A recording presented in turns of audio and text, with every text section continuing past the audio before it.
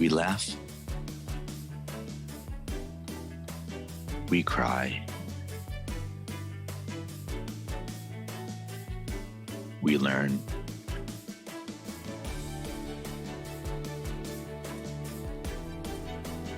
But really, what doesn't kill you makes you better at managing clients and everyone. I'm Morgan Friedman, and this is Client Horror Stories.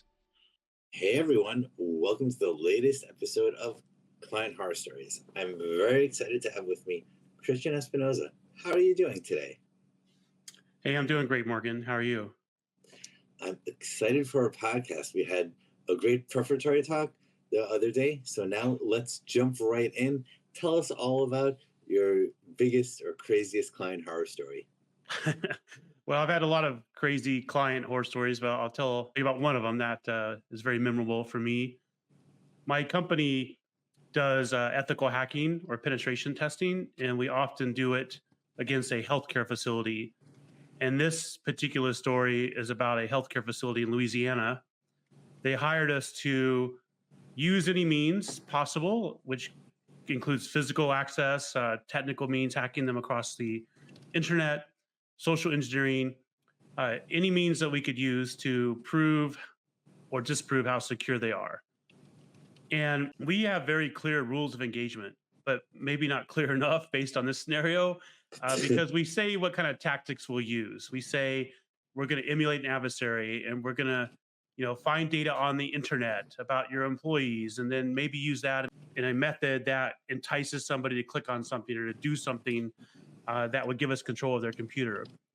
So in this scenario, we came up with a plan, and it's pretty common for us to come up with something like this, where we found we created an Excel document that had malicious code into it. It was our malicious code, so it didn't spread automatically.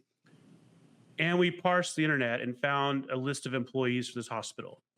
So we put a pretty big list of them in this Excel document, and we labeled the document 2023 layoffs in the name of the organization, space 2023 layoffs. And then we put this document on. By the way, I just want to interrupt and say it's a brilliant marketing strategy. I feel like a bureaucrat or like mid-level employee at any company on the planet, like just seeing layoffs in my company this year, I'm assuming this was in 2023, I was like, I want to click on that. Yeah, exactly. I mean, that's the whole thing, is you try to make it enticing and realistic, so people can't help themselves but click on the document or open it up. So we put that Excel document on 5 USB thumb drives, and then strategically, drop them at various points in the hospital. Like left one in the bathroom, put one outside of the data center, one by the drinking fountain. And the whole idea is somebody would pick up this thumb drive, put it in their computer, and then open up that document because it has an enticing name. And of course, I love it. I think I would fall victim to that. Yeah, a lot of people do. I mean, the criminals are good at this stuff, and that's what we're trying to test, is how good their training is, and about, number one, picking up a mysterious thumb drive.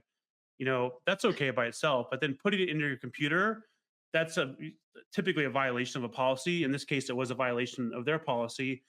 And then on the file, if you open up the Excel document, we have a big warning that pops up that says this is confidential data.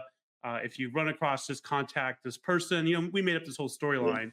And if you're certain you want to see the data, click on this button. But the button they clicked on to reveal the document is actually the macro that installs or runs our malicious code. I see. So it's set up in a way where it looks like it's legitimate, but it actually tricks them into doing that. So we had a number of people open up that file, and then what happened is, because we had real people on the list, and some of these people probably knew those people, what happened is one of the individuals took the file off the thumb drive and emailed it to a number of employees, and then it basically spread throughout the entire hospital. And from our perspective, what we see is when somebody clicks on or opens up the document, we see their computer pop up on our end that we can remotely control. and we ended up infecting like most of the hospital. And even somebody took it home and we inadvertently affected their, infected their personal computer at their house. But like I said, it wasn't anything malicious. We're the ethical hackers. Right, right. But what was interesting about this is the CEO of the hospital, when we were debriefing what happened, got super upset with us, like to the point she was threatening to Wait, sue so, us. whoa, hold on. Was it the CEO previously that hired you, or was it someone else in the organization? So the CEO and the CIO are the people that hired us. They knew this was going on. And this is the challenging thing in my industry is that people often have this false sense of security that my staff, my team will never do something like that. So that's probably what the CEO thought, that they, nobody's going to fall for anything. But the fact that we were able to compromise like 90% of the computers at the hospital caused the CEO to get super angry and upset with us. And to the point, like in a debrief, she was yelling at us and saying, "How dare we use those kind of tactics? These are real people on the team, and they may, think they're going to be fired and and have a mental breakdown." I'm like, and I understand the perspective, but if I see my name on a document, I'm going to go talk to my boss. I'm not going to just like freak out about it initially. And that's not the whole point. The whole point is, if this were a malicious actor, they could have compromised the entire hospital and stolen everybody's records, and really put that hospital at a very exposed position from a liability perspective Right. for HIPAA data and protected health information.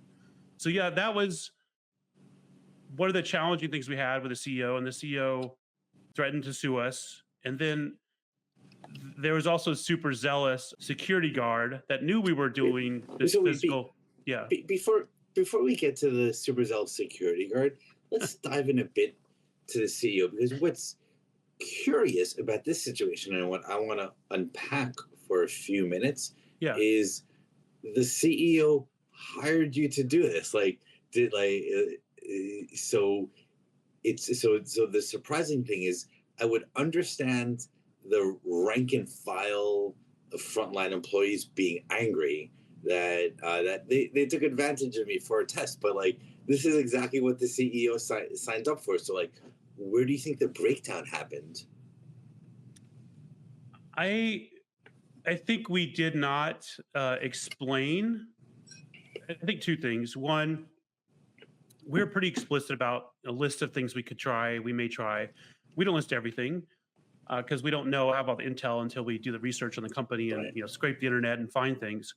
But I think in the future after this scenario, we started doing this. We explained like, here's a type of tactic we may use. Are you okay with this? And we go through the exact same scenario I just went through.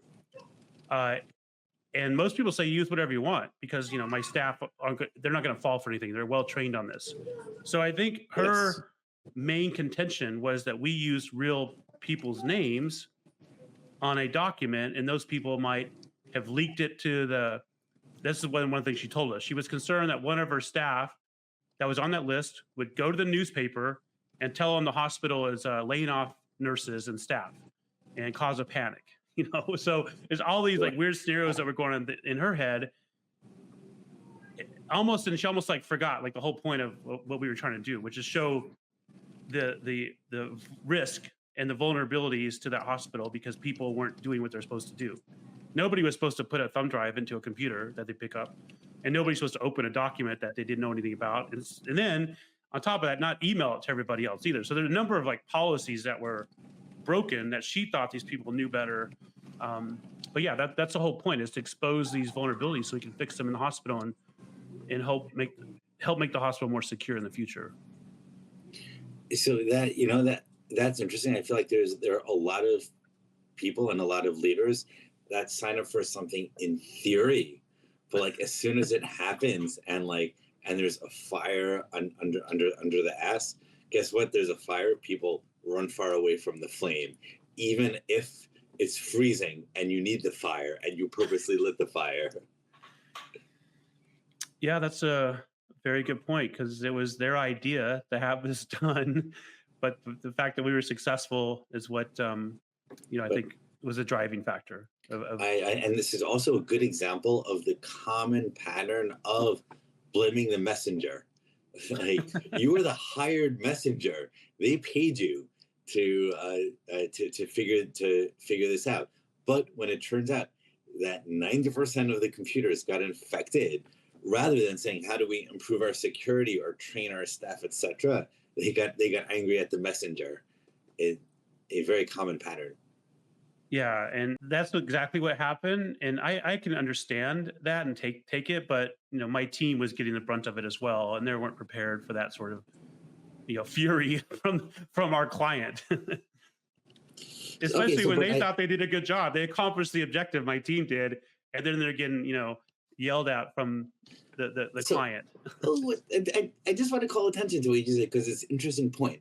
Because I've done maybe 70 of these episodes now, or 80, and almost always when there's a problem, both sides know. Ignoring who's to blame, but usually you know when something's wrong. So this is an interesting case where your team was like, yeah, we passed the test. We did it awesome. They're super happy. When instead it's the exact opposite extreme. Yeah, because our objective is to find their weaknesses so they can secure them up for the future. And that's what we did. And my team was very proud of themselves for coming up with this whole scenario, doing the research, finding the names, you know, crafting the malicious code that wouldn't set off their anti-malware. And there's a lot of work involved with this. And then to have the client be ungrateful, even though we did May- uh, find things that need to fix, obviously. Maybe a related lesson here is whenever you have to confront someone on a weakness, whether it's on an institutional level weakness, like unenforced policies, or on a personal level. Hey, Chris, you suck at XYZ. That is fundamentally a situation that will put the other side on edge. So you always need to tread doubly carefully in those situations. Yeah, yeah. And I think there's a couple layers of dynamics with these scenarios, because typically we do this a lot, this kind of test. Typically the CIO or the CISO or whoever's in charge of information security or cybersecurity will tell the CEO consistently that everyone is trained in cybersecurity, that they're way more secure than they really are. And then the CEO is like, okay, let's trust what you're saying, but we're going to verify. We're going to hire a third party to come in here and verify everything that my team is telling me, that we should find nothing, right? So then we find something, so it unravels another layer there, that they've been misled by their team to this false sense of security. I love it. That is a good point, because it's not just you're exposing a weakness, but a weakness where they've been led to think that they have a sense of security there, which makes it doubly hard. If you suspect you have a weakness, then telling someone you have that weakness, it's not bad. Like, if I really think I have some terrible disease and the doctor confirms it, it's not as terrible as me thinking I'm healthy and Right. then discovering I have a terrible disease. So that adds yet another emotional layer on top. So dealing with this, we need to be very tricky.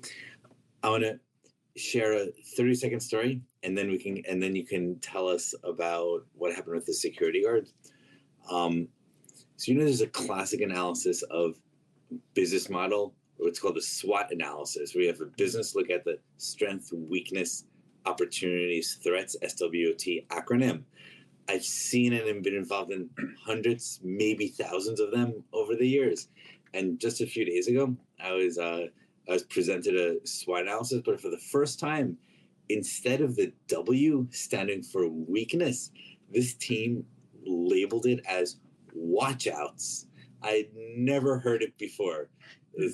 And what I thought was fascinating about that was no one wants to be told their weakness or the weakness of the business plan. So they made it California style euphemistic. No, these aren't weaknesses. These are things you need to watch out for. And it was kind of brilliant, I have to say. Yeah, a simple change of words might change the perspective, but it's it's still the same thing. We can call it something different, but yes, of course, Yes. maybe a little more socially acceptable today to, call it watch outs versus a weakness. So what happened with the security guard?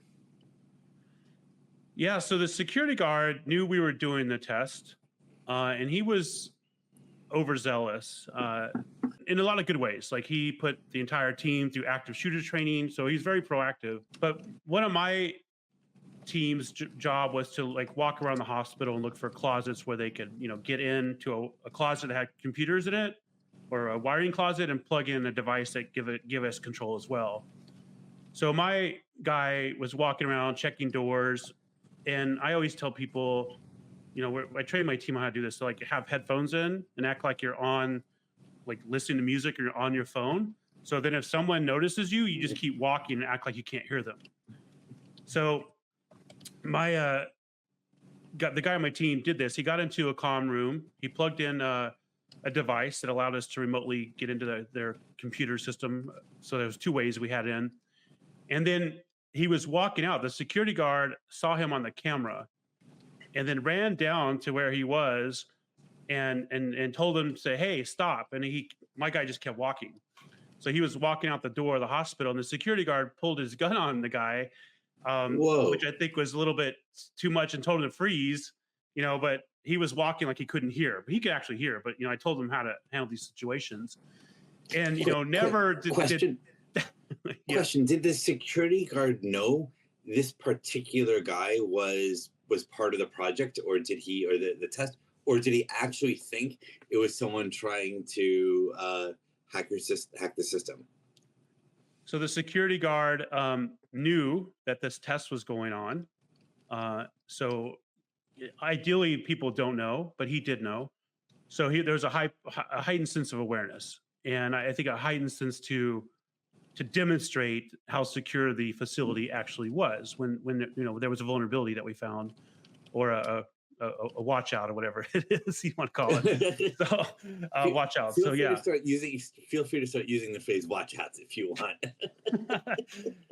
Yeah. So I think again, it's a thing where he is telling the CEO as well how secure from a physical standpoint the facility is, and then we find a door unlocked, we plant something in there, so it's not making him look the best either. So he's trying to kind of overcompensate. Uh, and I asked if that was standard protocol after the fact. If somebody is walked into a comm closet at a hospital for you to pull a gun on them, and they said no, not unless the person's armed. So I'm like, well, what made you think the person was armed? Because he had no gun. So you're breaking your own protocol just to sort of to try to prove that you're more secure than you are. And that's the challenge with a lot of these tests. Everyone thinks they're secure, as I mentioned, and we come in and show them that they're not. But that's the whole point of the test, so they can become more secure after that we go through all results and they learn the lessons, hopefully, and change procedures and change combinations and maybe get rid of some of the staff and make improvements. So again, this is my teammate who had a gun pulled on him. Was a little bit freaked out about it. It's like not everyone wants to have a gun pointed at them on my team. I mean, it happens sometimes, but normally somebody will call the cops and say this person is in the parking lot versus try to do something like that on their own, especially when it was very evident the guy on my team did not have a weapon. So there's an interesting dynamic here that's also worth exploring of people needing to demonstrate their power, and and knowing that the security guard knew the test was going on. It sounds like he had this emotional desire to really show his power. No, it really is under control. We'll shoot people who try to get into closets. And what's interesting about that is it's hard to control that or compensate for that. Like if someone is looking for your weaknesses, there's this very natural human desire to go to the exact other extreme and so no, I'm not just strong, I'm very strong. Yeah, I think that's what happened. It's like, oh, we caught him on the camera, so we'll show him how he handled the situation. from my team's perspective, they all thought they did a great job, but they, having a gun pulled on you, getting yelled at by the CEO, is a little bit of emotional trauma, I think, for some of my team members. Yeah. So what I'll make another observation on someone pulling your gun out. I feel like that is unprofessional at an obvious level because of, like, it's not called for in that, and there's like violation of the hospital protocol.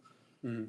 But it's also unprofessional at a more subtle level that's worth calling out or mentioning, which is intelligence agencies or military training 101. Like the first day, like what the first years are emphasizing all about don't use your power, never use the gun. I remember when I was a little kid, I took karate classes. I hated it, but I remember like half of every class was all about when not to get in a fight and avoiding being in a fight. So I feel like the real trained serious professional, if you have a gun, it's a bit like a magic power. You have life and death in your hand. So like the real professional should have it very internalized that you only pull your gun as the absolute last resort when every other possible means to solve the problem has failed. So the security guard running to it shows that he's letting his emotional state overwhelm the professional training he was surely taught Yeah. of only use the gun as the last resort. And that in and of itself is even scarier. I agree that professionalism should override that emotional state, like you said. But I think, if you kind of peel back the layers, he had been telling the CEO that everything was locked down and we wouldn't find anything, as well. So it's like a little bit of the ego involved in both these scenarios. The one with the CEO and the one with the security guard. These are both people that have challenges managing their ego. So there's this other factor that people tend to hire similar people, like asshole CEOs that I know tend to have asshole VPs and directors working right under them, while nice guy CEOs I know tend to have nice guy CEO directors working under them. So it could be that there's an even more subtle level to the onion that we're peeling around this hospital, that maybe there's just a fundamental asshole or unprofessional culture, and that's the sort of person that they hire for, starting with the CEO, and that actually makes real change difficult. Yeah, that's a good observation. I like that. And that's probably true, because people tend to want to work with people or hang out with people like them. So yeah, that's probably a lot of the truth to that. And people wanting to work with and hang with people like them isn't a bad thing. It's very natural. If I'm someone who really values whatever, having a high IQ and logical problem solving, I'm naturally going to hire people that I think have a high IQ and are good at logical problem solving, good or bad. This is the way that humans approach the problems. If I happen to be a guy that values my loyalty to my ethical and moral code above everything else, guess what? I'm going to hire people who are really loyal to their moral and ethical code above everything else. So it's natural that teams, companies, hospitals congregate around the particular personality characteristics of especially the leadership. In fact, there's a saying, I've heard this in a whole bunch of Eastern European languages like Russian, but I think I've never heard it in English, where they say a fish rots from the head down, something like that. Loose translation. I think it's the similar point. Like if the CEO is this sort of person, then the whole organization is going to be filled with the exact same type of problems. I agree with that.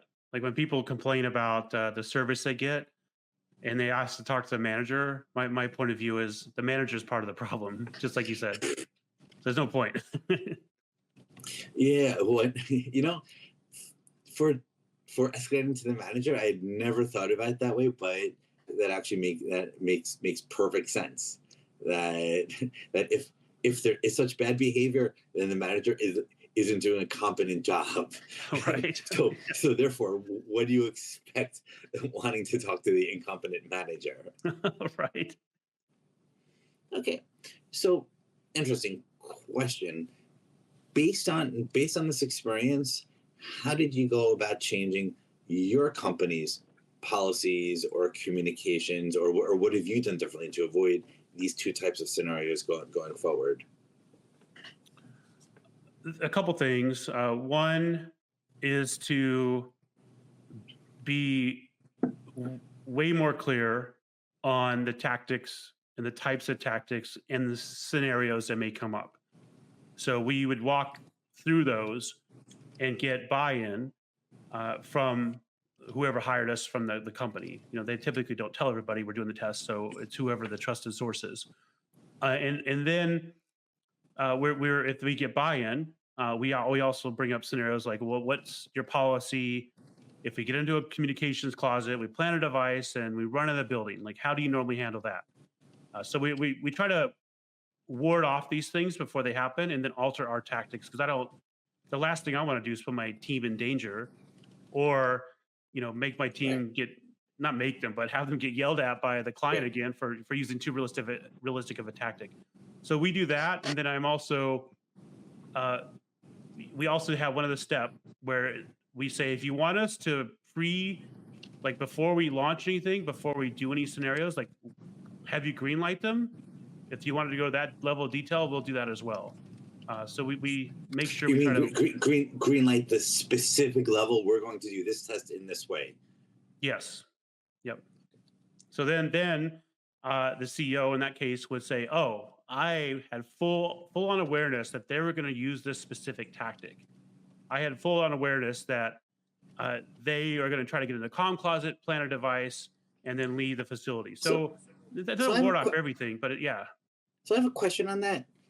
Since you've implemented that, does that stop them from getting angry, or not so much? Because my guess would have been, even if they knew, the asshole CEO would still be angry, because there's this type of person that in my experience it's related to the blame the messenger. Like, there's fire under his ass. He needs to blame someone else rather than himself. So it just doesn't matter if he knew or not.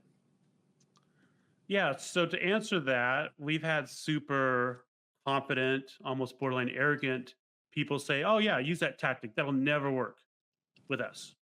My team is trained, so we do get the green light, and then the tactic does work, and they still get mad at us." Yes, and that's the nature of the business I'm in. So like, I have to, people have this false sense of security, and one of the things we have to do is let them know, like, you haven't been secure in a really long time. So it kind of freaks people out to think every night all the doors are locked in my house, but the reality is someone's been in your house pilfering through your stuff for a year. You never knew because you thought you were secure. So it's a big pill for people to swallow as well. So, but super brainstorming, I'm just trying to think based on, I know nothing other than what you told me here. So riffing, I'm trying to think, how would I go about minimizing getting the clients angry at me, threatening to sue me like they did for these, because telling them at this level of detail doesn't really solve the problem. Here is one possible way, which is just pure gut instinct riffing, that I think I would try. What if after the green light conversations, after all that, before you get started, you have another conversation with them that goes something like this: "Hey, after we do the test, I'm being you in this case. Hey," and talking to the client. "Hey, sure. When we finish this test, you, sir, are going to get really, really angry at me, because I'm going to demonstrate the hole in your security, and you are going to blame me. So before I even do the test, I just want to get that out of the system, out of your system, and now. So we're all prepared for it." And then continue in there and just like assume the conclusion first and have him get angry there and doing that. And I feel like explicitly saying that so directly and letting him the anger out like that has one of two results. First, if it so happens that they are secure enough and you don't find anything, great. There's no harm. You wasted 10 minutes in that talk beforehand. But if you do find something, assuming the CEO or whoever isn't a total idiot, if you do find something, even with the highest ego and even needing a scapegoat, he's going to remember that you said, you're like Chris told me I would be furious doing this work, and I am, and just knowing that just lessens the fury incredibly, because then suddenly the fury is part of the show that Chris is putting on, and that is what he wanted. That's what he knew was going to happen, and knowing that just makes it so much more less angry. What do you think of my suggestion? I think it's a brilliant suggestion, and yeah, I wish I would have thought of it, because I've used that tactic in relationships and other things in the past where I said, later I'm going to do this, and you probably will get upset with me, right? But then when it actually happens, or they're not as upset, like you said. It's a weird human psychology thing. Yeah. This is my exact point. Telling someone you are going to be angry at me over XYZ just makes them half as angry or a tenth as angry as they would have been, just because by you saying it beforehand, it suddenly doesn't become this random bad thing that Chris did. It's rather part of Chris's plan. Actually, I like how I'm saying it. This is good, because the difference between predicting it beforehand or not is Chris fucked up, because if you don't predict it, Chris fucked up. But if you do tell them it's going to happen, it's part of Chris's plan. And guess what? You get angry when the person that you're paying all this money to and hired fucks up. But when the person you hired executes on the plan, and you not just know the plan, you know the emotional reaction to the plan. You know you're getting angry with the plan. Guess what? It's still a plan. He was still following the plan. So it's no longer him fucking up. So it makes you feel so much better. Yeah, I think setting the expectations on the emotional response, given a couple of scenarios, would be, I think that's a great improvement. Okay. Come to Client Horror Stories podcast to share a horror story. Leave with getting awesome advice on how to prevent these scenarios even more. Okay, this is good. That was a fun riff and a fun brainstorm. To wrap up, are there any other lessons from this incident you want to share? Or step back, are there any other related lessons about professionalism or dealing with difficult clients, like in general, that you want to share to wrap up the episode? Yeah, so what I do now with much more scrutiny is I realize if a client, when they're a prospect, not even a client, if they're difficult in the prospecting aspect of the sales cycle, they're probably going to be a very difficult client with delivery. So I am very more selective now about which clients I even will take on as a client to prevent these sort of scenarios. Because from my experience, anyone that's difficult in the sales process and those emotions come out, the asshole factor comes out, I don't want to deal with them, and I don't want my team to deal with them on the delivery aspect, because it's the same, if not worse, because they paid you, so they think they can treat you however they want typically. That is, that is a very good point. I do the exact same thing. How people treat you before you even start is, unfortunately, almost always that's like the highest point. Yes. So like no matter what that is, it's going to get worse. So if it already starts at a lower than average place, that is a massive risk factor. There are a few techniques around that. One of which I'll mention is, have you ever heard of the phrase, sometimes there's some of the people I've worked with call the Japanese no? Do you know that one? The Japanese no? The Japanese no. I actually don't even know if this is like a known thing. I think I've never Googled it, or just like this is how people in my circles talk. The Japanese no is basically when you don't want to take on a project, so you give them a crazy high price. What's interesting about that is sometimes they say yes to the to the crazy high price, and that's it's kind of brilliant because it's like it's win-win. They're going to be an asshole and really difficult. That's not worth it for $10,000, but for $60,000, that might be worth it. So Yeah, I've actually tried that tactic, and I've had a couple of people say yes, and I wish I would have made the price 10 times higher than what I already thought was outrageous because the asshole factor was magnified. So yeah, yeah, so and my team had to deal with it. And they're like, it just burned up a lot of people's time and energy. Yeah.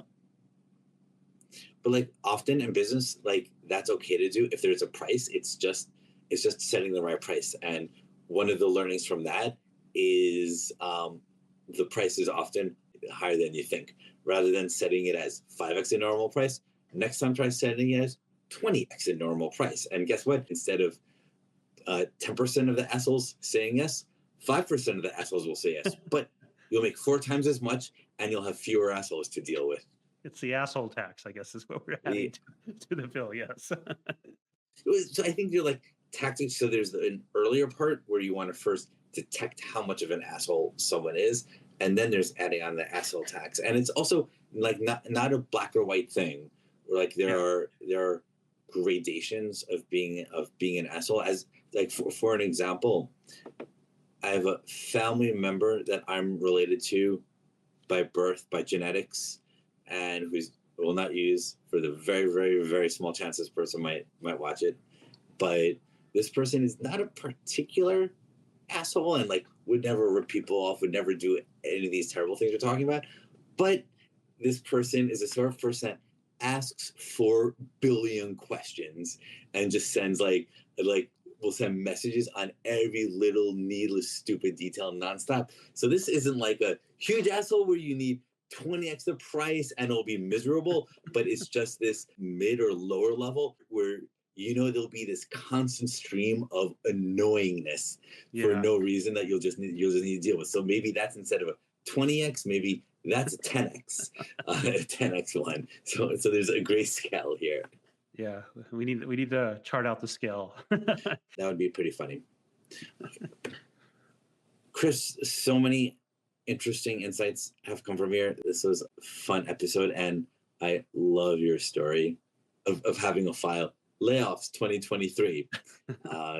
It's genius. Well done. Thank you for coming on the show. It was an honor. And everyone who's watched the episode up until this point, I hope you've had as much fun watching us as we've had talking about this. Bye-bye, everyone. Thank you.